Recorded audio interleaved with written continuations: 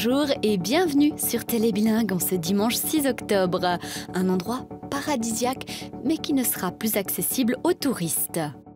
Après une lutte acharnée de plusieurs années, à Gampelen, les campeurs ont dû décamper. Situé dans la réserve naturelle du Fanel, ce camping TCS a dû fermer définitivement. Les élèves de l'école secondaire de Mora ont verni ce week-end leur exposition. Elle est intitulée « Les Fribourgeoises sortent de l'ombre » et parle du rôle et de la place des femmes dans l'histoire du 15 au 20e siècle. Le sauna flottant d'Erlach est une innovation unique en Suisse. Il a connu un tel succès que ses fondatrices ont décidé d'en installer un deuxième. Nous avons suivi son inauguration. Il attirera sans doute bientôt les amateurs de chaleur.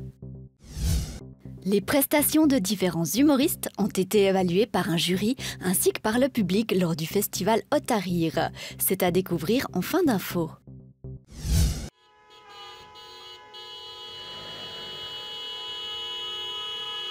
Un au revoir plein d'émotions. Après un long combat, les campeurs ont dû quitter cet après-midi le camping du TCS de Gampelen. La raison, le site a été classé comme digne de protection par la Commission fédérale pour la protection de la nature et du paysage. Lors de ce tout dernier week-end, nombreux et nombreuses ont souhaité profiter une dernière fois de l'endroit. Parmi eux, il y a Hans-Peter Michler, président de la communauté d'intérêt du camping du Fanel. Durant 6 ans, il s'est battu contre sa fermeture. Si je dois décrire mon sentiment, là, maintenant, tout de suite, c'est certainement pas quelque chose à dire à la télé. Mais j'ai pas d'autres mots. Ça me fait chier. Hans-Peter Michler a encore du mal à passer à autre chose. Durant 29 ans, il a passé du bon temps ici, dans ce camping avec sa famille. Et après tout ce temps, il doit partir. Il a toujours du mal à comprendre. Donc, ce qui est prévu, c'est d'aménager 4 biotopes, alors que nous sommes dans la réserve naturelle la mieux protégée de toute la Suisse, et aussi de construire des tours d'observation. Mais pour créer ces biotopes, on veut défricher 55 286 mètres carrés de forêt. Est-ce que c'est vraiment ça, protéger la nature ? Mais il pense aussi que ce qu'on ne pourra pas lui prendre, ce sont ses souvenirs. Et il a pu en collectionner beaucoup des beaux moments. Ses fils ont presque grandi ici. Le plus jeune, qui a aujourd'hui 30 ans, a appris à marcher ici, à faire du vélo et à nager. Des moments marquants. Pouvoir complètement profiter de ce dernier week-end est difficile. Pour beaucoup, c'est un grand chapitre de leur vie qui se referme. Beaucoup de personnes qui partent viennent encore ici me dire au revoir. Elles espèrent qu'on se reverra et bien sûr, je l'espère aussi. Une discussion concernant une nouvelle place est en cours à proximité du restaurant Rauthaus, toujours à Gampelen. On suit tout ça de près. On espère qu'il y aura une alternative. Le camping du TCS de Gampelen est désormais fermé. Cet après-midi, tous les campeurs et campeuses ont dû quitter les lieux. À la place, dès à présent, de gros travaux de rénovation. En tant que femme, il nous arrive des situations qu'un homme ne vivra jamais. Après les discours et les applaudissements du public, l'exposition « Les Fribourgeoises sortent de l'ombre » présentée au musée de Mora est ouverte. Cette exposition a été réalisée par des élèves de 10H du cycle d'orientation de Mora. C'est le 5e et dernier volet d'un grand projet. Depuis 2021, différentes expositions qui retracent l'histoire des femmes fribourgeoises ont été présentées un petit peu partout dans le canton. À Mora, les élèves ont choisi de s'intéresser au rôle de la femme dans les sociétés et associations féminines, dans la vigne ou encore dans le sport. Dans la chorale, j'ai appris qu'à l'époque, les femmes ils ont commencé à chanter. Alors, ils étaient aussi là à des fêtes où à l'époque, il y avait juste des hommes. Et ça, c'était rare qu'il y avait aussi des femmes qui sont venues chanter. Et c'était quelque chose de symbolique, qu'ils ont levé leur voix aux hommes. Par exemple, on peut voir ici que, concernant les femmes dans la production du vin, c'est plutôt les hommes qui géraient leur entreprise pour leur production. Puis les femmes, elles étaient plus là pour nettoyer ou faire le ménage, entre guillemets. Avant, c'était seulement les hommes qui pouvaient faire de la gym. Il y avait de grandes fêtes de gymnastique, des événements qui étaient aussi politiques, mais ensuite, progressivement, les femmes ont aussi pu faire de la gym. L'exposition parle du rôle des femmes de la région dans l'histoire, mais aussi des grandes femmes qui ont marqué l'histoire. Rosa Parks, elle a décidé de dire non une fois dans le bus. Elle était assise dans une partie qui était réservée aux Blancs. On lui a demandé de se déplacer pour laisser sa place à un homme blanc. Et du coup, elle a dit non. Malala Yousafzai, c'est une militante pakistanaise pour le droit des femmes. Donc elle a été victime d'une tentative d'assassinat par les talibans. Pour réaliser ce travail, les élèves ont bénéficié du soutien des enseignants et également du musée. Quand on voit ça, on a des travaux vraiment de qualité, on est content de notre côté. Pour les élèves, ils le sont aussi, on a cette impression qu'ils sont fiers aussi de leur travail. On est fiers de sortir aussi de l'école et puis de montrer au public dans un musée ce qui peut être fait avec des élèves de 13, 14 ans. Cette exposition, c'est justement ce process qu'on a mis en place, le fait que les élèves soient les producteurs en fait, de l'exposition. Et je trouve que ça répond en fait, au missionnement aussi d'une institution comme le musée de Mora. C'est-à-dire d'être en lien avec les écoles, d'être un lieu qui soit accessible.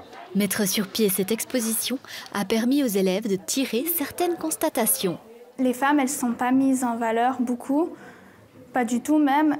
Mais elles sont quand même présentes. Les femmes, elles ont aussi beaucoup influencé le monde et je pense que c'est important qu'on soit documenté là-dessus vu qu'en fait, on n'est juste pas informé et on mériterait d'être autant mis en valeur que les hommes. C'est vraiment important de montrer ça pour l'évolution des droits de la femme, justement. C'est surtout sur ça qu'on a fait notre exposition. Et puis de mettre en avant surtout les droits de la femme actuellement. À mon avis, il y a encore du travail. Nous, on doit continuer de se battre pour notre future génération et nous, et notre avenir, nos enfants et nos petits-enfants et tout. Il reste encore du chemin à parcourir, même si les femmes du monde comme de la région en ont déjà parcouru ces derniers siècles. L'exposition Les Fribourgeoises sortent de l'ombre est présentée jusqu'au 15 décembre au musée de Mora.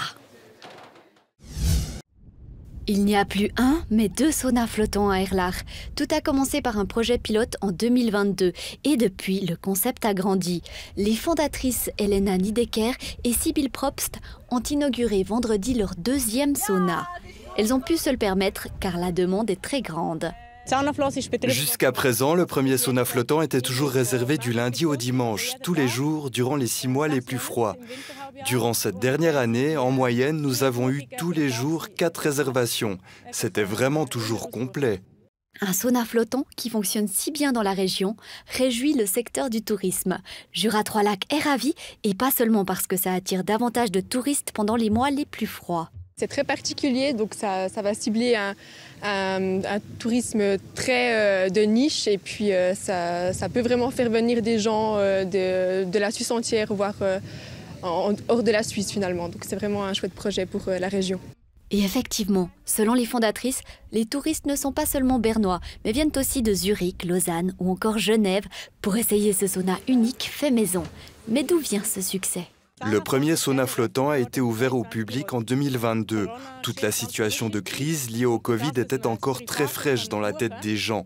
Et le fait de pouvoir privatiser un sauna était très apprécié. En tant que groupe privé, on pouvait y aller sans être vacciné. Et je pense que ce qui a aussi impacté la demande, c'est que depuis le corona, on apprécie les activités dans la nature. Ce premier week-end s'annonce prometteur. La tendance ne faiblit pas. Le sauna a accueilli du monde samedi et dimanche. Une seule tranche horaire est restée vide. «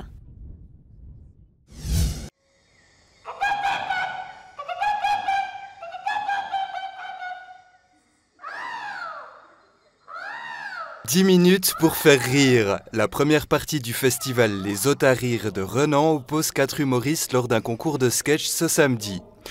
Olivier Stéphan, Chaos, Sabrina Blum et Mademoiselle Serge sont venus en espérant gagner un prix. Moi, je vais parler justement de la femme de plus de 45 ans qui a de la peine à retrouver un conjoint, qui galère dans ce monde où on nous fait croire que le couple, c'est obligatoire. C'est un sketch de 10 minutes où je parle de la trentaine, qui a été un moment difficile pour moi. Le prix du public, c'est jamais pour moi. Je pense que le public a un problème avec moi. Donc peut-être que ce soir, à Renan, je vais enfin avoir échappé le prix du public. Sans spoiler, j'ai choisi ce que j'adore jouer, c'est-à-dire la maman qui est à bout de sa vie de maman avec ses adolescents. Je me voyais déjà habillée en catcheuse, lui faire un flying kick. Les prestations s'enchaînent. Les comédiennes et les comédiens donnent tout.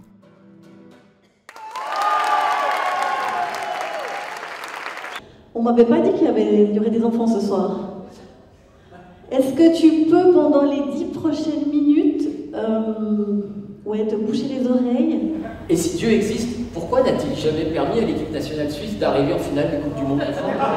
À l'entracte, les spectateurs et les spectatrices votent pour leurs favoris, non sans quelques hésitations parfois. C'était assez difficile, mais mon choix s'est porté sur Olivier.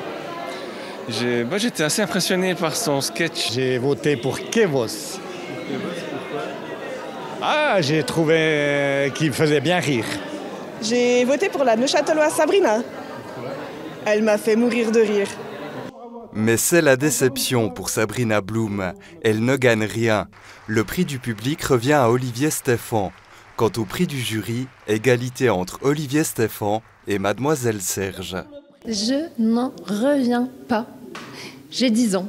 Je suis heureuse comme si j'avais 10 ans et que je venais de... Je sais pas, qu'on venait de m'offrir un paquet de bonbons, j'en sais rien. Je suis super contente.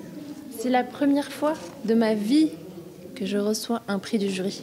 C'est la première fois de ma petite carrière que j'ai le prix du public. Il y a eu des bons délires, des bonnes interactions. Ça fait vraiment plaisir d'avoir cette fusion-là. Ouais. Kevos aura la chance de participer à une première partie. Là, je suis tout en émotion. C'est juste que je sais pas la première partie de quel spectacle en fait. Blague à part, de gagner un prix fait toujours bien sur le CV d'un humoriste. D'où la motivation de participer à des concours.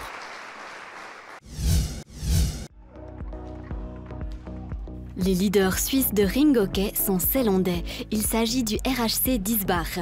L'équipe n'est pas prête de céder la première place et nous fera vibrer lors d'un nouveau match face au RHC Puy. C'est à découvrir dans un instant dans notre émission Sport. Merci de nous avoir suivis, belle soirée et à bientôt sur Télé Bilingue.